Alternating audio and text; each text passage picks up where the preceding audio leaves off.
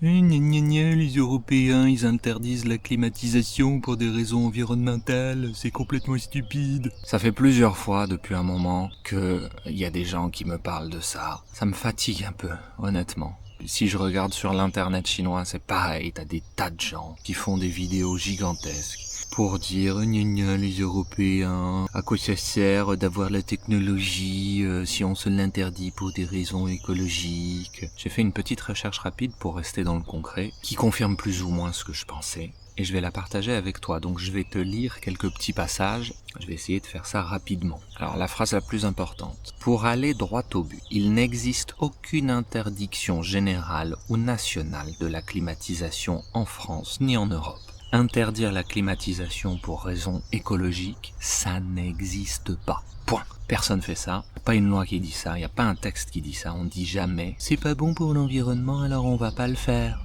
Petit rappel, tout le monde a le droit d'acheter une climatisation portative, une que tu peux bouger. Le problème n'a jamais été est-ce qu'on a le droit de mettre de la climatisation. Le problème est est-ce qu'on autorise les gens à installer une climatisation sur les murs. Donc si c'était une question d'écologie, on n'autoriserait pas les gens à en acheter, point.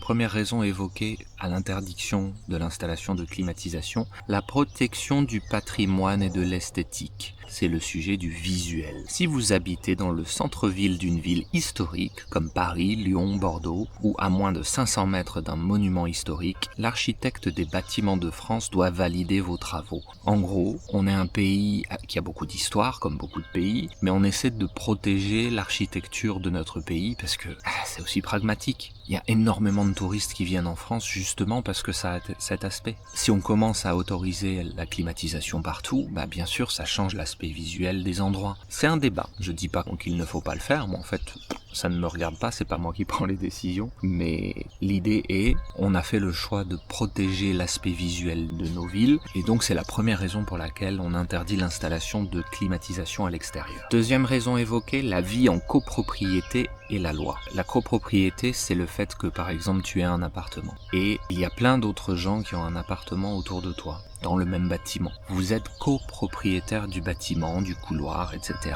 Et donc la deuxième raison, c'est pour installer une climatisation fixe, vous devez percer le mur extérieur de l'immeuble. Or, les murs extérieurs appartiennent à la collectivité. Donc la deuxième barrière, c'est est-ce que la copropriété acceptera de mettre une climatisation? Troisième raison évoquée, les nuisances sonores et thermiques.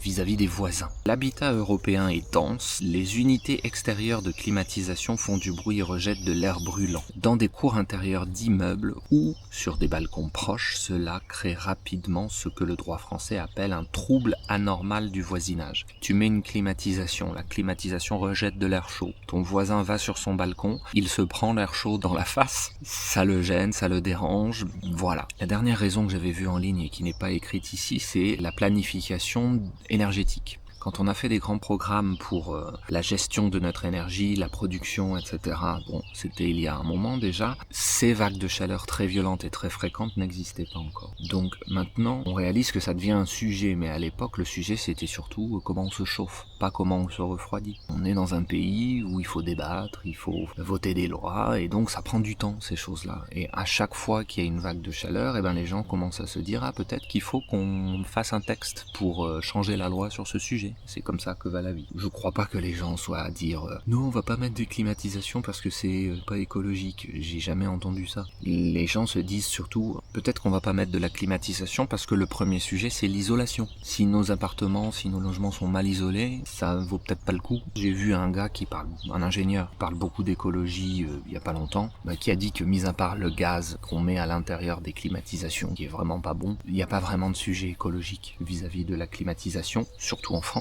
Parce que en plein été, grâce aux investissements solaires qu'on a fait, je crois qu'il a dit de 10h à 19h, on est plutôt en excédent d'électricité. Donc en fait, on a trop d'électricité aux heures chaudes. Donc il n'y a pas d'argument écologique. Même des ingénieurs qui sont spécialistes dans le domaine ne disent pas il faut pas le faire pour raison écologique. Ils disent si, on a l'électricité, le sujet n'est pas là. Le sujet c'est qu'est-ce qu'on veut faire concrètement. Est-ce que ça c'est la solution ou est-ce qu'il y a une autre solution? Et puis combien de jours par an il va faire chaud, parce que encore une fois s'il fait chaud 5 jours par an, Tu vas pas installer des clims partout pour 5 jours par an. Mais s'il fait chaud 40 jours par an, le débat est différent. Donc voilà, c'est des choses qui se discutent. Mais personne ne dit on va pas le faire pour raison écologique. Allez, ciao.